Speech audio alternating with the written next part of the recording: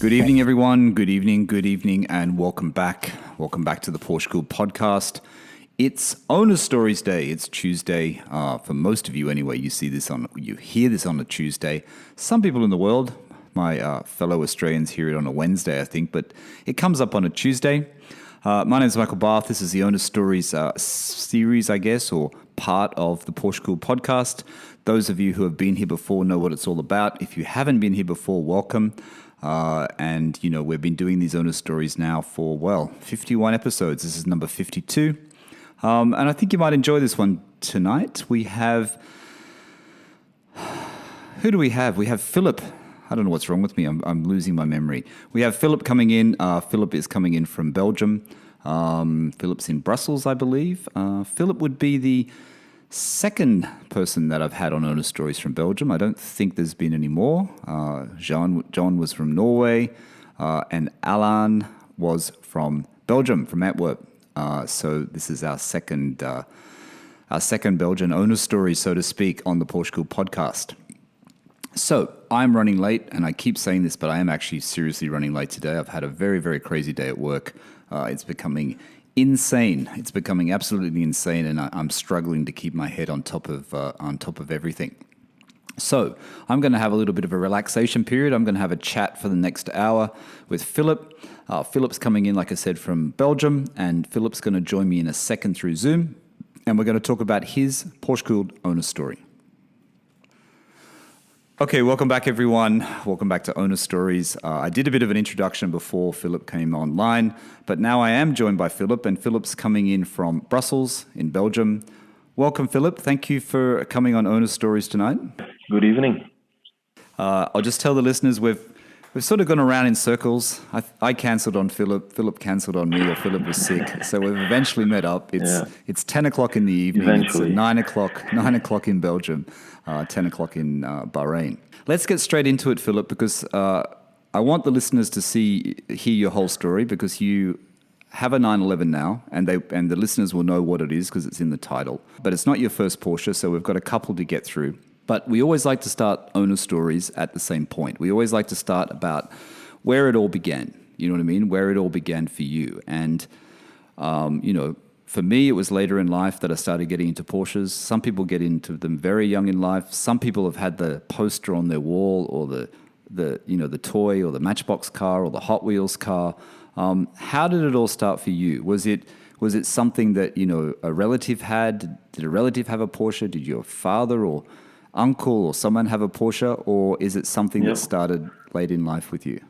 Well, actually, as long as I can remember, I'm a car fanatic. Even when I was a little child, I knew all the car brands. But when I was a little kid, it was the supercars of the 90s, Ferrari, Lamborghini. Those were the things that were on the posters on my wall. But Porsche started, I think I was 9 or 10 years old. Okay. And my dad bought a Porsche. Oh, okay. And that was when it started. So what did your dad buy? He bought a black one. It was a G model, 3.2, but it had the bodywork of the 964. Now people don't do that anymore, but back then, the 964 was popular, so it had a rebuild. And it had a rebuild. Okay. Yeah. So that was the car you have. That's the car you remember as a kid. This G series rebuild as a 964. Yeah. I remember it very well because it's still driving around in town. Oh, is it? You still see the car? It's still here. Yeah. The guy who bought it from my dad still has it. So you know the owner? You actually speak to the owner? Yeah, I don't know him personally, but I know who it is. Yeah. That's very cool, though, isn't it? I mean, that's something of your childhood, something of your upbringing. So dad? Does your dad have regrets in selling that car? Did he go on to other Porsches, or did he just he went on. Actually, I think my dad had a midlife crisis when he was 25 until yesterday. Okay. But he had a lot of cars. He had a that was before the Porsche. He had a Triumph Spitfire TR6. Then he had a Porsche, the black one. That was the car that did it for me. But he sold it very quickly, and I remember then he had a green 964, a real one. Okay. It was a green one, but it made a lot of noise. Okay. It was very, very, very loud. I think the exhaust system was not original. So did he buy that, Filip? Did he buy that new, or did he buy that? Was that a used? No. I think it was the mid-90s. I think he was the second or third owner. I don't know for sure. Owner. Yeah. So was that when you were really young? How old were you when your dad had the second one? Was it something when you were getting close to getting your license, or was it something, you know? No, not at all. I think I was 11 years old. But yeah, I don't know why, but he quickly sold the cars after the 964. As I remember it, there was a blue TVR. Okay. There was a Lotus Esprit. Wow. The Lotus caught fire. The Lotus caught fire on the highway. Oh, really? Yeah. So what Lotus was it? Sorry, Filip, what Lotus? It was a turbo SE. Oh, right. 2.2. Yeah, and a red one. And it burnt out, did it? Yeah, it burned out. Actually, the green one, the green Porsche that he... Sorry, Filip. Is it easy? Like the TVR, you said your dad had a TVR. Are there a lot of TVRs in Belgium? Because they're quite rare, aren't they? They're very rare. Yeah, they're very quite hard rare. to get a hold of. Not at all. It was a wedge model, 350i, with a Rover V8 in the front. It was a very special car, very light. But your dad's had German cars. He had the Porsche. He's had two Porsches, and then he buys a TVR. The TVRs wasn't always... I mean, they're a very interesting car, but they're not the best quality, are they? No, but I don't know why. My dad has always been a handyman. He's very good with wood and polyester, and he did some body work on it. He did the interior himself, but I think, I don't know, I have to ask him, but I think he could make a little profit by selling it quickly. So I think he did. And then I remember after the Esprit, then I became 15 or 16 years old. So that I remember better than the other cars. But then he bought a 993 and a blue one. Right. And for real, that was a real dream car. He had a big wing on it. GT2 style. Okay. There were BTS Le Mans wheels on it. Was magnificent car. So did he have that? Did he have the 993 for quite some time? Did he keep it for a while, or did he sell it quickly like the other Porsches? I think he had it a little bit longer, but he started using it as a semi-daily driver. Okay. Yeah, I think he was looking for more comfort. When that car was sold, he bought a 996. Wow. Okay. So it was around 2000, I think. 2001. So your dad is going through every generation of the Porsche. Actually, he's at the G.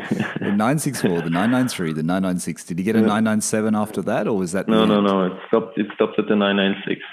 It stopped at the 996, and then he. So he doesn't have a Porsche now. He's into other cars. No, not anymore. No. So I think his car year stopped after the Porsche, and then he went doing other things. He made small sailing boats, and like I said, his midlife crisis went on. Okay, so it's obvious to the listeners where your passion has come from when you start getting into your cars. It's obviously where your passion has come from. You know, you're surrounded by this car culture, aren't you? You're surrounded by your dad, buying these, somewhat rare cars for any country, TVRs, Lotus, and he's had so many generations of the 911. It must be really, it's part of your memory, and it's part of, It's part of my childhood. It's part of your childhood, isn't it? Yeah. And, I'm a little bit envious, actually. I think it would be, fantastic if my dad had owned, that many 911s. Yeah. I was too young to drive them myself. The 996, I remember driving it once. Right. I just got my license, but a few weeks after getting my license, he sold it. So, and then the dreaming started. And then the dreaming started. I was going to say that. Yeah. So, your dad's sold his 996. There's no more Porsches in the family garage. You're getting to the age where you're starting to drive. Before we get into your first Porsche, because you've had a few, were there any memorable cars during the period on the lead up to the Porsche? Or was it like some of us where other things take priority, or, we get a company car? How did it all start? Was there any other memorable cars on the way to the Porsche? Not at all. Not at all? Not at all. Not at all. No. After my dad sold his black 996, I got into college in my studying years. And then afterwards, I got my first job. And together with the first job, I got a company car. And so there was no need for me to immediately buy something else. My wife started working together with me. That's how life goes. You start, you buy your first home, you buy your first house, you start thinking about children.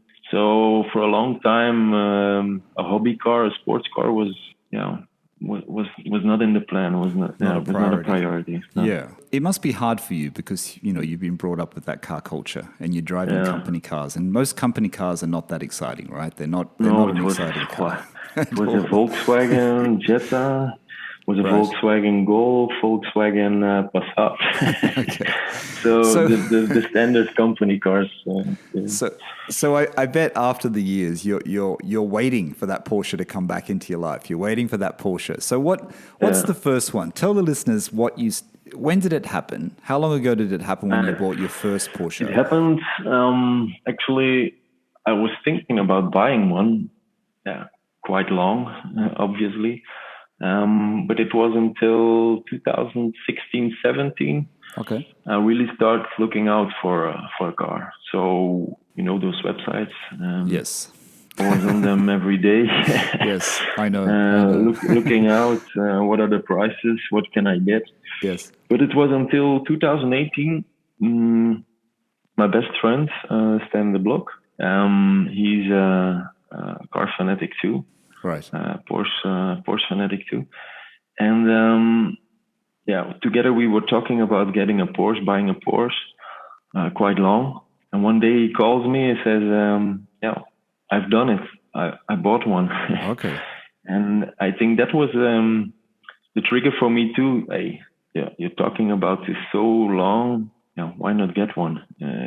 We're young now. We can do it. Sorry, Philip. So you still have your company car? You still have that practical car, the company car? Yeah, of course. So you still have the Yeah.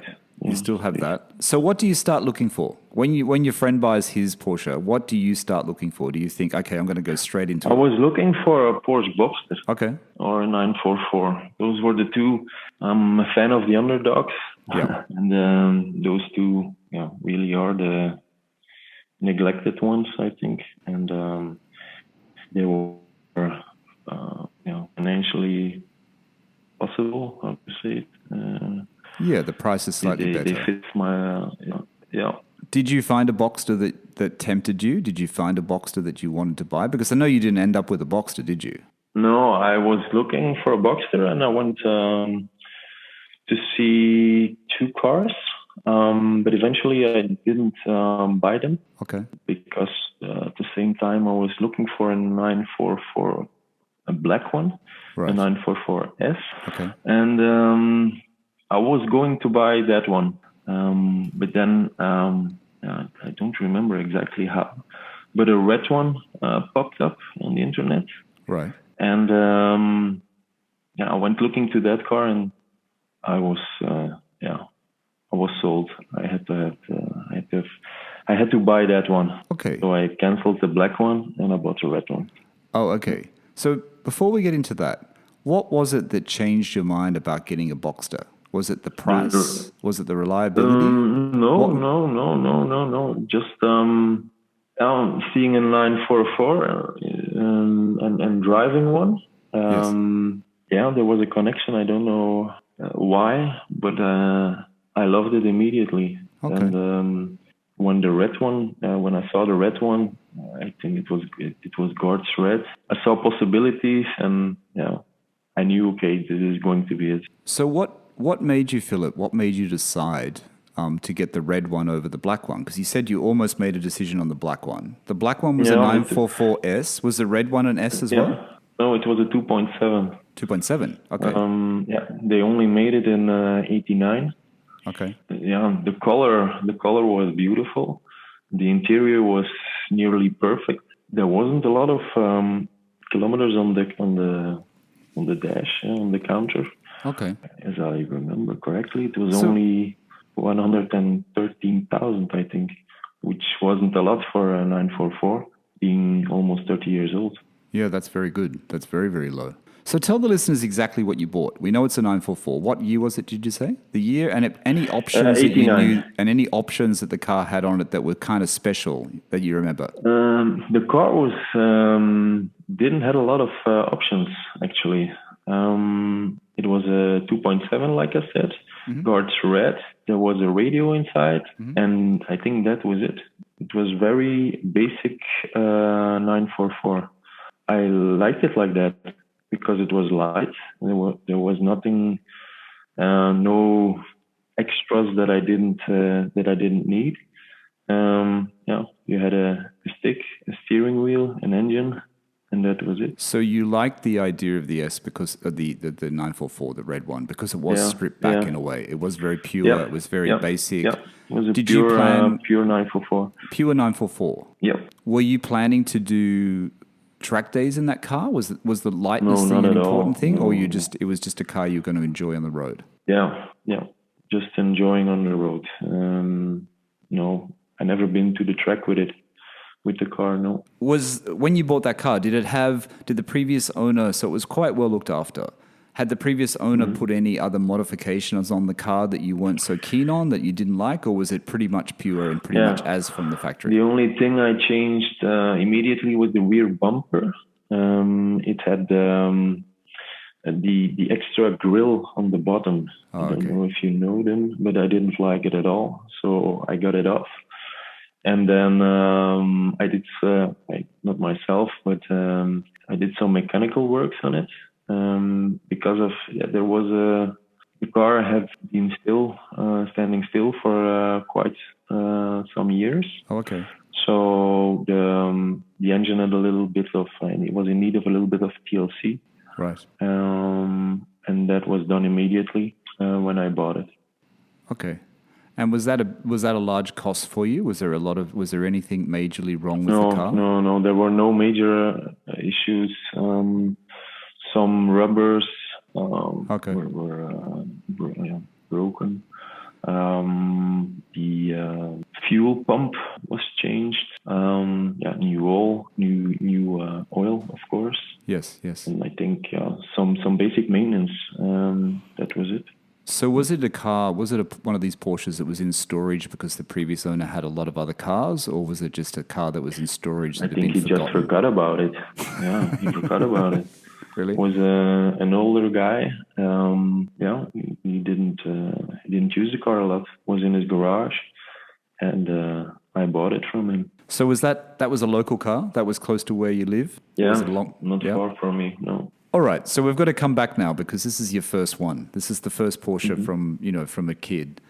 When you're a kid, you've got those memories, your dad's Porsches, your dad's car collection. What was it like when you picked the car up? What was it like when you went for that first drive? Was it everything that you remembered what a Porsche was like? Or was it completely different now because it was yours? It was different.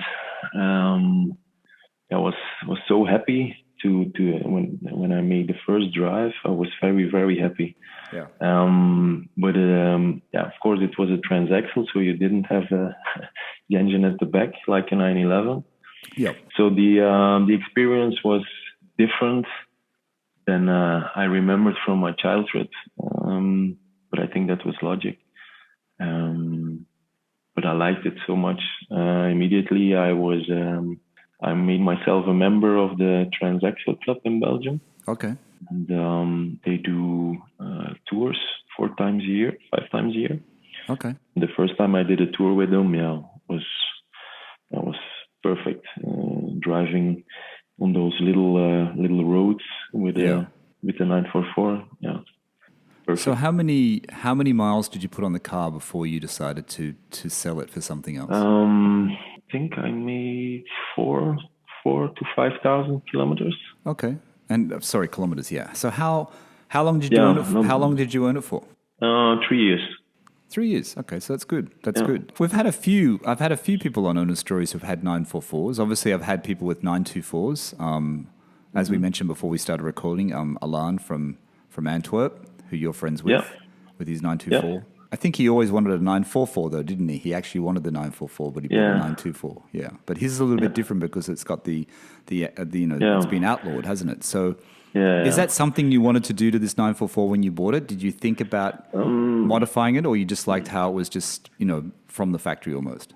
I did a lot of things. I did a lot of mods, but not. I like keeping it original, or the possibility to get it back to original. Not as not an outlaw. But for instance, I put black wheels on it. Yes. The D90 design. Okay. Nice. From an S2 car. So it was original Porsche, but it made my car a little bit more special. I did a Momo steering wheel. Okay. Jockey X. That's almost a necessity, isn't it? The moment the steering wheel change is almost a necessity on the 944s, I think. Yeah. I did an exhaust switch. I put a car graphic exhaust on it. Oh, nice. They have great. They do great stuff, don't they? Car graphic. They do very great good stuff. Beautiful. It made a very nice sound with the car graphic exhaust. Does that give you much more power in the 944?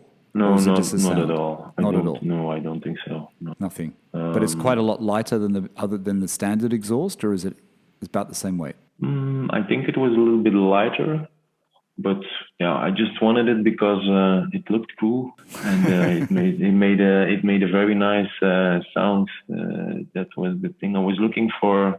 More sound in the car. Yeah, that's important. It's definitely important. Yeah.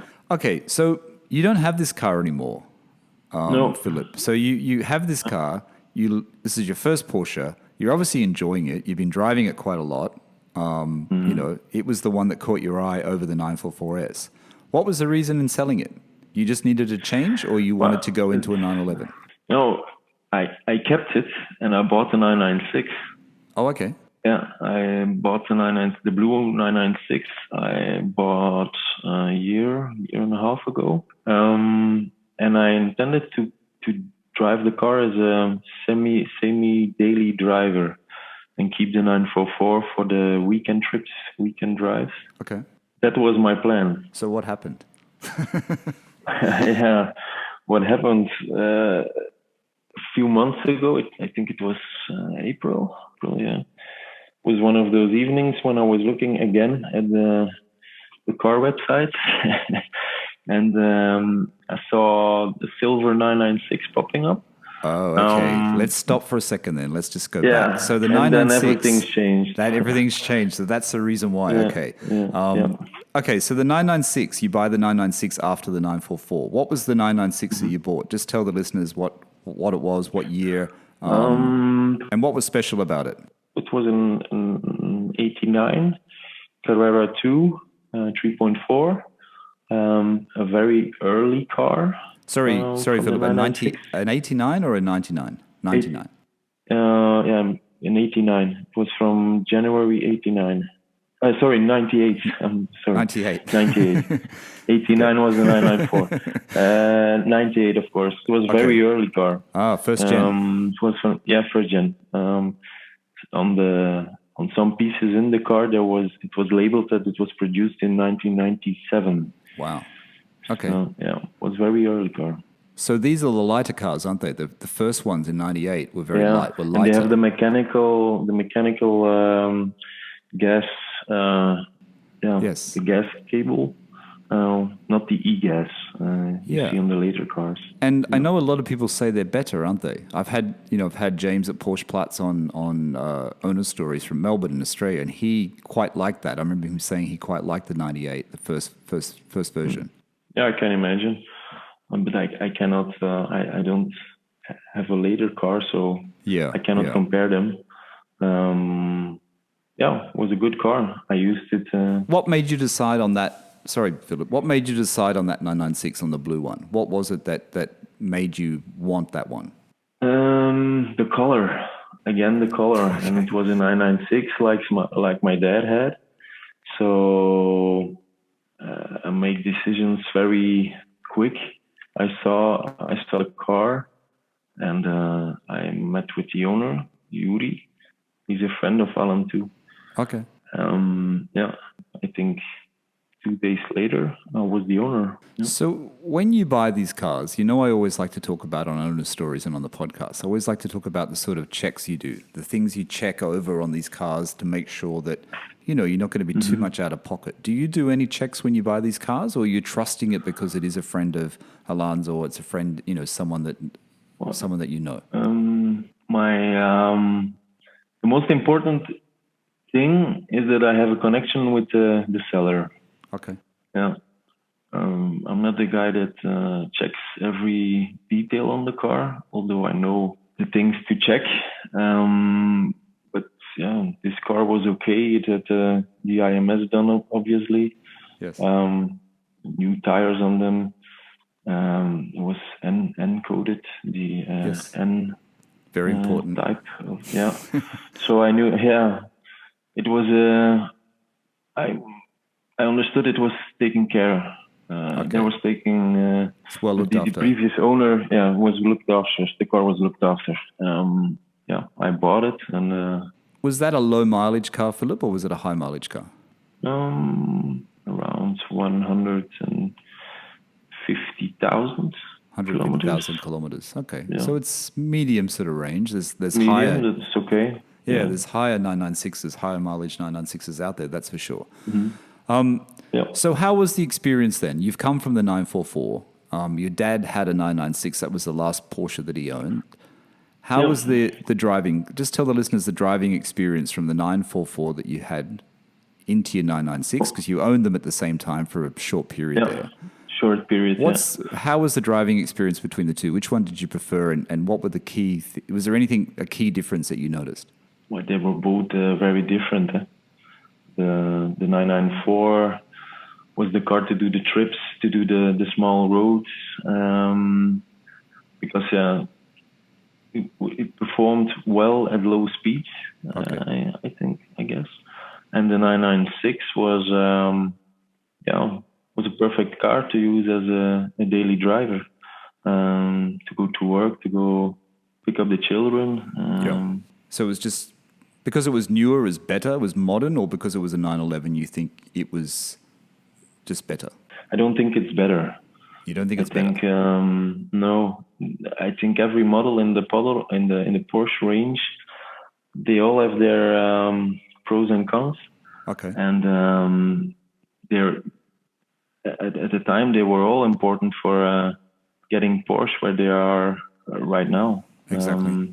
So I don't think a 994 is less or more than a 911. Okay. They're great cars. Every model, that's my opinion. But the 996 was a very comfortable car to drive daily. It had some modern things, working air conditioning, a good radio. If you drive it daily, that's important. And of course, the sound was completely different. I like them both. So did you do a lot of trips in the 996, or was that only... Not a lot. My plan was to keep them both. But the 996, the blue one wasn't... I sold it very quickly. I only had it 1 year, I think. Yeah. So you had it for 1 year. So is this because you're like all of us? You got that bug. We're always searching for something better. We're searching for something better, which is always more expensive. We're not all millionaires. We don't have all these funds to use for the next one. And I think the 944 and a 996, or even a 944 and a 997, I think they're a really good combination. Do you know what I mean? I really like the 944, and I know people say I'll get the S or get the turbo or whatever, but I've read things and hearing it from you and hearing it from other owners as well. I think having that and having something else, I think it sort of covers all bases, don't you think? It covers sort of both ends of the spectrum. And I like what you said, one's not more important than the other, because when they came out, they were all important, weren't they? They were all important for Porsche. And that's where Porsche has become where it is today. Yeah. Yep. So tell me the story when you're sitting at home and you've got your 996 and 944 in the garage, and then you start looking online and you go, okay, maybe I need something a little bit better. I wasn't looking for something new, but I was just checking out what was going on with the prices of the 996. On all kinds of websites, they were telling prices go up. Yes. Buy them now. I was just curious, looking for, what's on the market right now in the 996 range. And I saw this silver 996, yes. And it was advertised as a Carrera, but it had a GT3 body kit. There were Carreras that had the aero kit. Yes. So I thought it was one of them, one of those cars. But then I started looking closer on the pictures, and I thought it was a GT3, but it wasn't advertised as a GT3. Really? Yeah. It was advertised as a Carrera. Yeah. So this is a private seller? Yeah. It was a private seller. So they didn't realize what they had?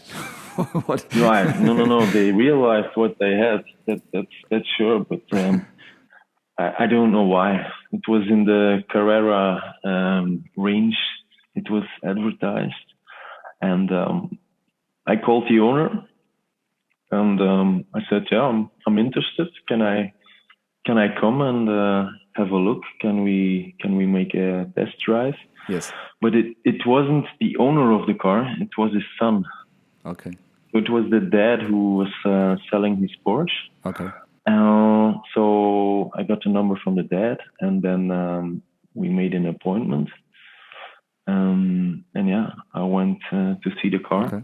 And then I was all right. I was immediately in love when I you're in love. Yeah. So is this another situation, Filip, where you like the people that are selling it? You relate to the people who are selling it? Very much. The first time I went to see the car, I talked with him, I think 2.5 hours. Okay. About cars, about what he owned in the past. His son was a Formula 3 pilot. Oh, okay. When he was young. Yeah, all kinds of stories. Very interesting. So did he have other Porsches, or was this his only one? No, before he had a 356. Okay. He had a Ferrari 360 Stradale. Okay, so very car guy. Absolutely, that's a beautiful car. A real car guy. Yeah. Okay. So this is in your area again. It's reasonably close by to where you live, right? It's not far away. Very close. So you can go. You've got the benefit where you can go and, like you said, chat with the owner, chat with the owner's son. Get to know them, get to know the car. So this is another car where you don't say, okay, I need to call my Porsche center and get them to do an inspection. You don't do an inspection, right? No, I didn't. But he, the car, he was the first owner. So he bought it in 2001. Ah, okay. At the Belgian auto salon. Auto show. How do you say that?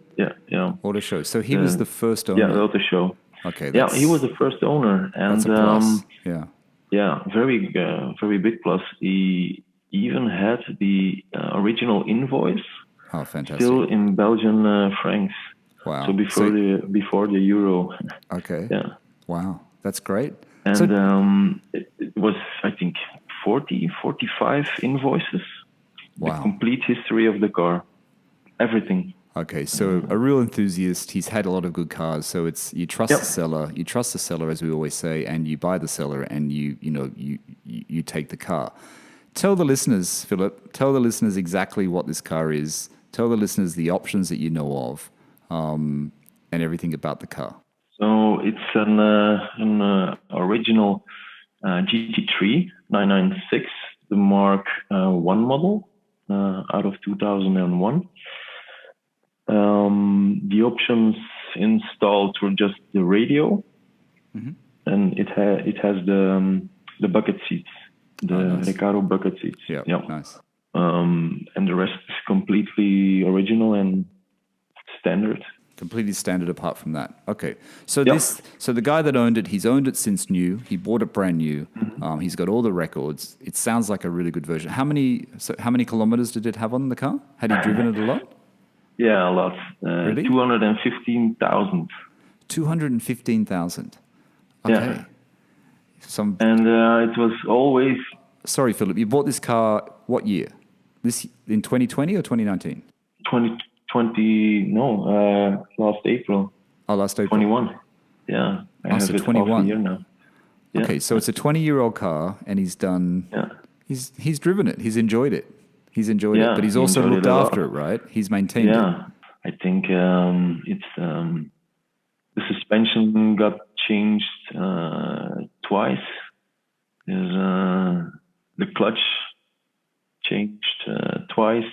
Okay. Every year the maintenance done to it. It's in very, very good condition. Nobody believes me if I say how many kilometers he did. So yeah. When you saw the ad, like you said, it was advertised as a Carrera, and you realized, hang on, this is not a Carrera with an aero kit. This is a GT3. Did the ad state the kilometers in the ad? It stated how many. Of course. Yeah. Okay, but when did that? At any point in time, though, did that worry you? Did that scare you away? And did you think maybe I shouldn't buy this car? No, not at all. Because if it was a GT3, it had the Masger engine. Yes. And they're bulletproof, quite solid, as we know. Yes. So if the maintenance was done correctly, it was safe, in my opinion. Okay, so you bought the car in April. It's silver. It's a great color. It's a 996.1 GT3. So the previous owner had put no other mods on it. He hadn't modified the car in any way. No exhaust, not at all. No separate exhaust, nothing else. No, nothing. No, he kept it completely original. So what are your plans for the car? Are you planning to do anything to it? Yeah. The first thing I did was remove did a center console delete. Okay. Yeah, that's a nice thing to do, actually. Yeah. I think it makes a nicer look. You have more space for the legs, and I did it with the center console part. Yes. And I installed an extra 12 volts connection. Okay. At the bottom. That's what I already did, and I put new tires, new Michelin tires on it. Cup tires? Cup tires, Cup the 2s? Pilot Sports. Okay. Sports. Yeah. All right. Let me just tell the listeners why you're talking about it, because just so they can see it, the listeners sometimes like to follow along. So your Instagram is j.low_GT3, right? j.low_GT3. So go and have a look at Filip's Instagram. Give him a follow as well when you're there. And you'll see he's got his red 944 on there, which is obviously the next owner that you see in the image, I'm guessing. And then you've got your silver GT3. Driving experience. I mean, you've gone up the ladder very quickly, and every model is different. You're in a 944, the transaxle. Then you're in a 996. You're a 996 base Carrera. and then you jump to the GT3. So you're at the bottom and you're at the top of that whole range, right? Apart from the turbo, you could have gone into a turbo with the Metzger as well, but you're in the GT3. Driving impressions, Filip, between the 996 and the 996 GT3. The 996, the Carrera. I think you can drive it quickly, like easily. There's no learning curve. The GT3 has a learning curve. Okay. I'm planning to do some driving experience on track with an instructor. I'm trying to get to know the car better. It only has ABS, so yes, I'm a little bit more, how do you say it? Nervous? So you're a bit I'm not driving it quickly yet. Yet. That's interesting. So you're playing it safe. So yeah, I'm playing it safe. So you bought it from this guy. He's owned it for 20 years. You pick it up. So you've already sold. So you sold the 944. Yeah. We didn't get past that. You sold the 994 and the 996. How did you sell them? Did you sell them really quickly? Had you already bought the GT3? I bought the GT3, and the 996 was immediately sold to my cousin. Okay. My cousin was looking for a Porsche too, and when he heard about the GT3, he said, "Yeah, okay, I'll buy your 996." Yeah. The Carrera, yeah. And then the 944, I was planning to keep it, but I put it on a selling website. Yes. And I think it was for sale 2 months. Okay. And then this guy from the other side of Belgium came, and he was looking for his first Porsche. But he was a big fan and a personal friend of Shakik's. Okay. And because of the steering wheel I had in the car, I think he was attracted to it, and eventually he bought it. So when you sell, you don't have to disclose money here, but when you sell a 944 and a 996 Carrera, is that enough to get you into the GT3? Yeah. It was? Yeah. Really? Yeah, it was. Wow. Okay, I thought you were going to say no. A small. Yeah, no, it was a small difference, but not a lot. Okay, that's interesting because we all know, you bought this in April, and prices even since April. I don't know what the prices are like in Belgium, but prices since April worldwide, it seems 996s they're on the rise. Yeah, and GT3s, they're on the rise. GT3s are very, very 996 GT3s, 0.1s and 0.2s. Getting very expensive. Yeah, but there's some difference in the selling prices. I think I did a good deal with the owner. Okay. He saw I wanted the car. We had a connection, and we made a good deal. Okay. He had another buyer coming. It was a car collector, and he preferred me because he knew I was going to drive the car. Yes. And not put it in a garage. Yeah, which is what he did. Which is what he did for those 20 years, didn't he? He drove it and enjoyed it. Yep. It's great because a lot of GT3s don't have high kilometers, do they? A lot of GT3s they're always under 100,000 kilometers. They got like 80 or 70 or 60. That's probably about the highest. So it's good to see this guy's really, really enjoyed it. So what are you planning to do? What are you planning to add to the GT3? Because you said you've got plans. What are there any other plans? You've changed the tires. Everything else is okay. The suspension, how it travels. Is there anything you want to improve? Yeah, the suspension is still in good shape. It had a new clutch 2 years ago. The gearbox is good as well. The engine, I did a maintenance. Last May. Okay. I got it checked after I bought it. It was in very good shape. There was nothing that I have to change immediately. maybe a new starter in the future. Okay. But starter motor. Yeah. But I'm dreaming of a set of Fuchs wheels. Really? For the GT3? Yeah. I like the Fuchs wheels a lot. I know some people hate them, but I like them. Because I don't know if you know them. Some people put the BBS on the 996, right? BBS wheels. It had now the BBS is the original BBS original factory ones. On the car. The factory ones. I like those wheels. Me too, but I like the Fuchs more. Because that's not that common to put Fuchs on a GT3, is it? Not many people put Fuchs on a GT3, so it's going to be quite unique when you do that. Maybe that's why. But, you like how it's a bit different. I like them. I don't know if you know the guys from the UK, CR. Yes. They make the special Carreras. Yeah, I do. RSR, is it RSR? I do actually. I do. Like yeah, they do all the parts for the 996 and the CSR. Yeah. They do some really good stuff. Yeah, and they all their cars have Fuchs on the car, and I like it a lot. They do. Yeah. No, I like the Fuchs as well. I like the Fuchs on the 997 actually.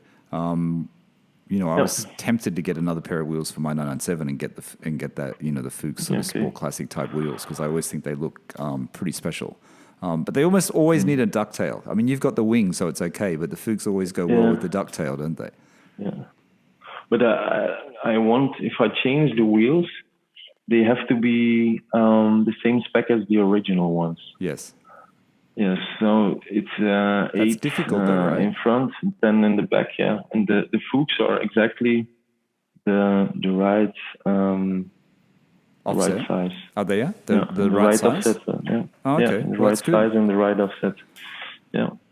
So you've got a GT3. You said you want to do some driving. Start to sort of get your driving skills better because the cars are. Not hard to handle, but you wanted to get more comfortable with it. Are you going to plan? You got a GT3. A lot of people do track days. Are you tempted to do track days, or that's not something you're interested in? Maybe, but I think I will be too afraid to break something. I would be. Yeah, me too. So you can take some private lessons, take some courses to try and get it into oversteer. Just basic driving skills.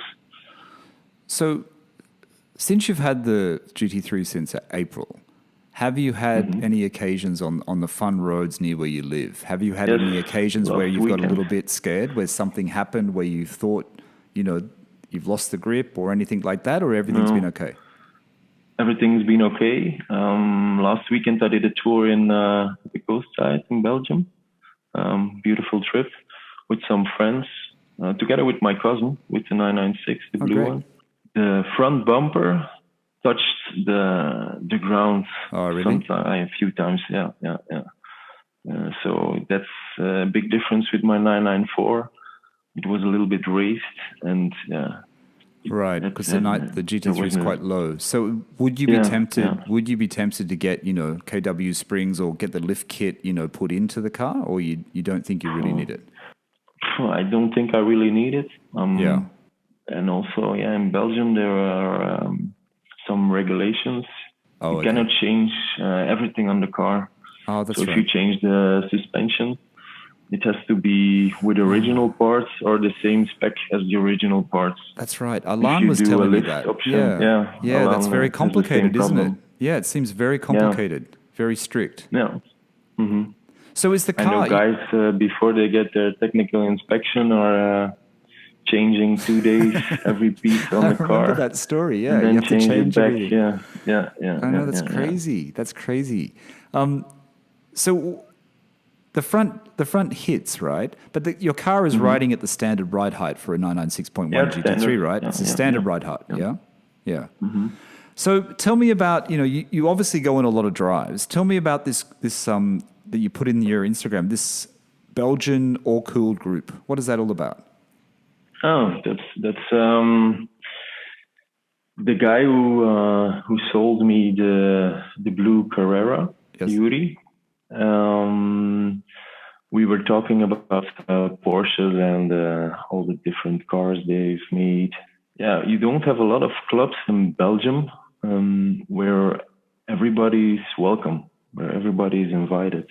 Right. So you have the classic club in Belgium, but your car has to be 30 years old or more. Okay. You have the transaxle club, but those guys are not very keen on 911s, obviously. So we started talking about wouldn't it be cool to have a group together with Porsche enthusiasts with all the different cars they've and then we started a WhatsApp group. Okay. We called the group Belgian All-Cooled Groepen. Yeah. And a lot of guys entered the group. And we did a first trip together to the happening in Holland. Yes. Pure. It's a happening for 3,000 cars, I think. And we met each other at a gas station. Yes. And then we entered together to the meeting. Okay. It was fun. We had all kinds. How long is that drive? I'm not familiar. How long is that drive from Brussels to Holland? It's not far. 1 hour, hour and a half. Okay. Yeah, it's not so far.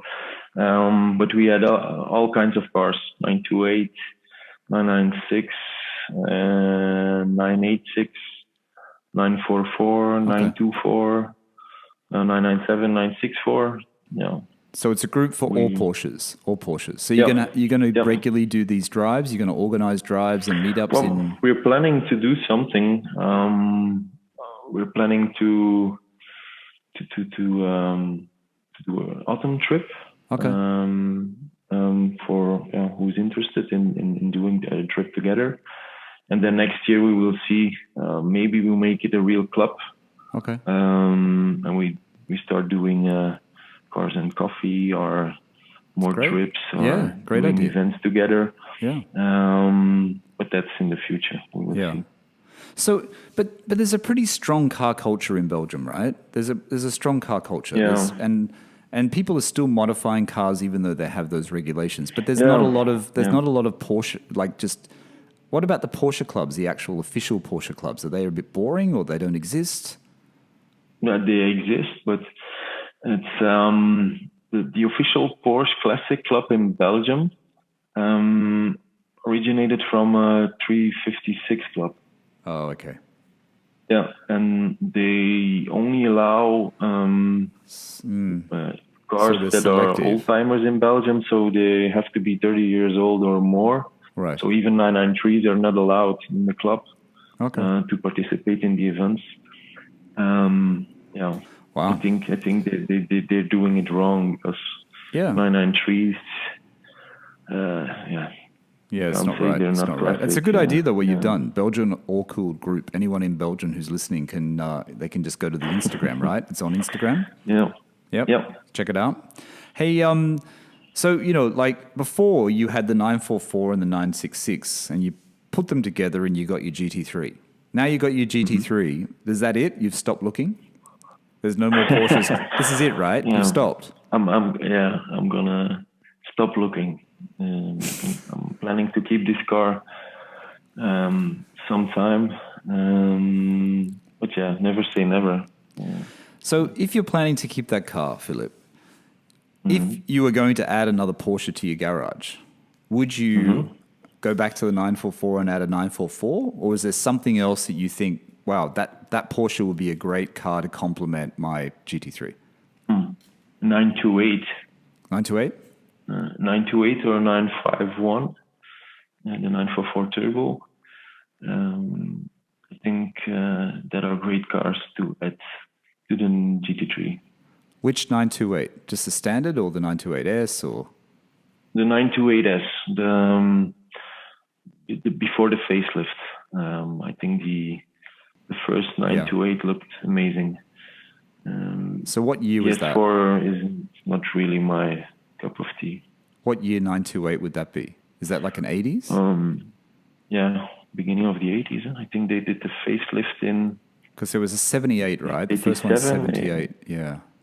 Yeah, first one was 77 in Belgium. It was the car of the year in Europe.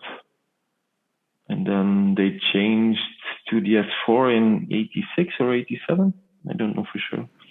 What's the general thing, though? Do you know much about, the difference between a 928 and a 944? Is one more reliable than the other? Like, a lot of listeners that listen to the podcast, people are trying to... There's quite a lot of people who haven't got a Porsche yet, right? And they're trying to get into the brand. And obviously, we always say the Boxster, Filip, because the Boxster is at a good price. And we used to say the 996 Carrera, but depending on the market you're in, the 996 Carrera is jumping up very quickly as well. The 944 and the 928, there's still good prices there on 924s, 944s, 928s, right? They're still out there if you search. Which one do you think out of the transaxles? And I know you've only had the 944, and Alain, who's been on before, who's your friend, he's got the 924 Outlaw. Mm-hmm. Which one do you think is the pick of those transaxles? Difficult for you, question. For you, though, what would you think? Difficult question again. And then there's a 968. We didn't talk about the 968 either. The 968's a bit like the forgotten one, isn't it? Yeah, but there are not a lot of them. Huh? They only made the 968 for 3 years, I think. See, I would say the 944. I don't know about reliability, but I would say out of those three, I would still say if I had a choice between, even though I really love the 928 shape, I really do love the shape. But I think if a 944 came around, a good 944, I think it's not as fussy, you know what I mean? It's not as like Grand Tourer kind of thing. I think I would still more so go with the 944. The 928 is a real GT car. Huh? Absolutely. Beautiful car, though. But it's a lot more complicated than a 944. Exactly. In my opinion, I'm not a technical or mechanical guy, but I like the 928. But it has to have the manual gearbox. Yes. The 928 with a manual gearbox with the dogleg. It's a dogleg gearbox. Yes. It's completely different experience to an automatic 928. Yeah, and 928s in manual. There's not as many of them, is there? A lot of the 928s were auto. A lot of people spec them in auto. But I've driven one. Oh, have you? I've driven one. Yeah. It's special experience. You have a big V8 in front of you and a manual gearbox. It feels more sporty than a standard automatic gearbox. That's a real cruiser, a real GT car. Yeah, a manual 928. No, that would be it, I think. That's the next one on the list. That's the one that could go with the GT3. The GT3 stays in the garage, but that could be the one. All going well. I hope my wife is not listening right now. Exactly. Yeah. Well, we still have to look. Even though you've got the 99, I love the 996 GT3, 996 or 997. Mm-hmm. I love both of them. So it's a great car. And I think even though you had a Carrera and a 944, you had a two car Porsche garage. It makes sense that you traded up to get the GT3, you know what I mean? Like it is, it's what we're all searching for. Everyone on owner stories, everyone wants a turbo or GT3. Yeah, but I have the feeling the GT3 is still giving me. I have a learning curve to do, and every time I go for a spin, I get completely excited out of the car. Yeah. The 944. Didn't give me the same emotions, the same feeling, the same feelings anymore. The same feeling. The sound of the GT3, there's no soundproofing. Yes. You hear everything. Yes. Direct contact to the road. It's a completely different experience, and I think that was together with the history, together with the the seller, the connection with the seller. That was the trigger to buy the GT3. Yeah. So no regrets. You're happy that you did it. No. Yeah. I have no regrets. Only last weekend when I did the tour, I was thinking about the 944 because I was not driving as carefully as I do now with the GT3. Oh, right. Okay. Yeah. But you've only had it for a short period. Like you said, you've got to get used to it, right? Yeah. You have to get comfortable with the car. There's nothing wrong with that. That's for sure. Filip, we're getting near the end of the podcast, and I know you've talked about how you like to go on drives, and you do these drives with the group that you've set up, Belgian All Cool group. If someone's coming to Belgium or someone's coming to somewhere near Belgium, what are the sort of roads that you would say bring your 911 or bring your Porsche on? What are your favorite roads? What would you suggest? There are a lot of beautiful B roads in Belgium. I prefer the region of Ypres, known for the First World War. Okay. You can drive very beautiful roads, and you see all the cemeteries of all the foreign countries. I think that would be it. Are you personally planning to take your GT3 to Nürburgring, to Nordschleife, or anything like that? No. Is that something that you aim to do? Like go to Germany and take the car back to Germany? No. I would go to Germany. That's not an issue, but I won't go on the Nürburgring with the car. I think if you're not a professional driver, you see a lot of fails on the Nürburgring too. Yes, I have seen of guys who think they're professional drivers and then they lose it and the car is totally it's totaled. No, not my cup of tea. I love to watch, but I'm carefully with it. Yeah, I like to watch. I like to watch. With it. I mean, there was one guy that I used to watch. I think it's his YouTube name is. I think it's -- or something or / ... Yeah. Have you know that guy? Mm. And yeah, he had, I think originally I think he's got a GT3 RS now, and he's driving videos on the ring. Yeah. They're really enjoyable to watch. I mean, I like watching other people to do it. I'm the same. If I had a GT3, I would not take it on a track. I would just drive it on, the windy roads and enjoy it for what it is, Yeah. And the best thing about a GT3, and even Steve, he's got the 997.1 GT3. You can drive it slow, or you can drive it fast. It still is an experience. It is a completely, getting out of my 997 Carrera and getting into a GT3. And once you sit in those seats, once you sit in the lightweight buckets or the Recaro buckets in yours, it's a completely different feeling, isn't it? It's like you're transformed. It's like, okay, here we are. You know what I mean? You're connected. You're glued to the car. Exactly. You're in it. Yeah. You're in it. Yeah. Filip, we're at the end. We've gone a little bit over time. That's already been over an hour. So thank you so much. Is there anything... Already? Yeah, we're already there. Quick, isn't it? Okay. Yeah. Is there anything else before we go? Is there anything else you want to share with the listeners before we go about your cars? Not your really. Passion? I think I'm a Porsche enthusiast.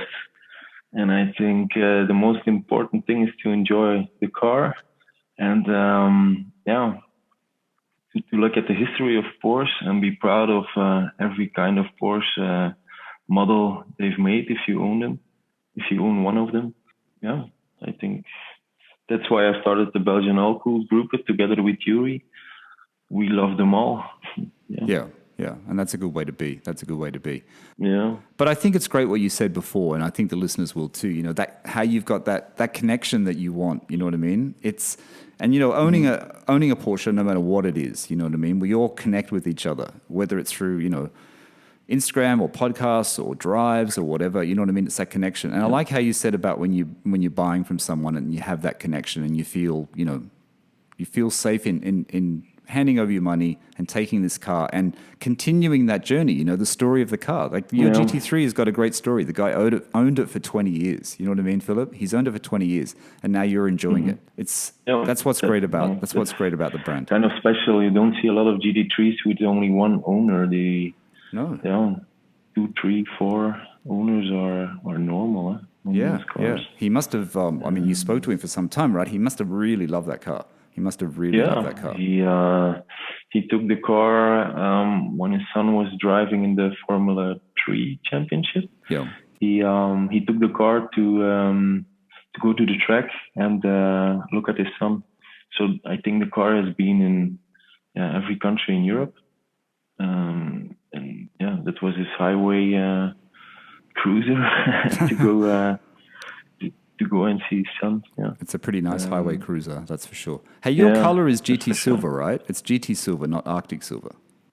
I have to look into that. I don't know for sure. I think it's Arctic Silver. It's Arctic Silver? I'm not sure. I can look in the, that's okay. In the map I have. They only made one silver 996. Did they? Oh, maybe I'm thinking the other 997. was white, gray. The first question, I don't know the answer. I will look it up. It probably is Arctic Silver, actually. You're probably right. It probably is Arctic Silver. My 997 Carrera is Arctic Silver as well. But I just thought because I know the GT3, the 997 comes in. The 997 came in GT Silver. I mean, GT Silver is just a little bit browner than the Arctic Silver anyway. It's almost the same. It's just got a slight brown sort of tint to it. Filip, we're at the end. It's been great talking. I'm glad we met up. I'm glad that you come on Owner's Stories. It was nice to talk to you. Yeah, it was nice to talk to you as well. Thanks for taking the time tonight. I know it's late. When the podcast goes up, I'll share those two links, the links to your Instagram. Your Instagram is, and I always forget it. I don't know how I forget it. j.low_GT3. So go and follow Filip on his Instagram. That's his Instagram. And then there's also the All-Cooled Belgian _all-cooled_ group. GURPPE. The J stands for Jenny. All my Porsches have a name. Oh, does I it? gave them a name. Yeah. The red one was Betty, and the first name of my Instagram account was Red Betty. Okay. And then the blue one was Daisy, and now the silver one is Jenny. So where does the name come from? That's not your wife's name, right? No, of course not. Just picked it up.